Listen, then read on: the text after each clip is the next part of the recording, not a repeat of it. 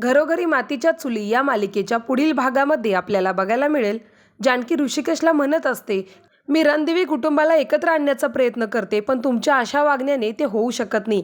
त्यावेळेला ऋषिकेश चिडून जानकीला म्हणतो, बास कर जानकी, खोट्या नात्याची सावली सुद्धा नको आपल्या कुटुंबावर. आणि एक गोष्ट लक्षात ठेव, आपलं कुटुंब हे फक्त आपल्या तिघांचंच आहे. तर काल सुमित्रा ऐश्वर्यावर चिडलेली असते आणि म्हणून मग ऐश्वर्या मुद्दामच सारंग समोर रडत असते. आणि मग सारंग ऐश्वर्याचं रडणं बघून सुमित्रासोबत भांडायला जातो.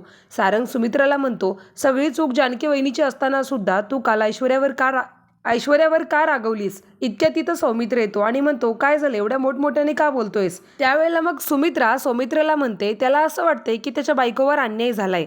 त्यावेळेला मग सौमित्र म्हणतोय, आई अजूनही वेळ गेली नाही. मी तुला अजूनही सांगतोय की तू जानकी वहिनीला परत मानाने या घरात घेऊन ये आणि या बाईला पहिला घरातून बाहेर काढ.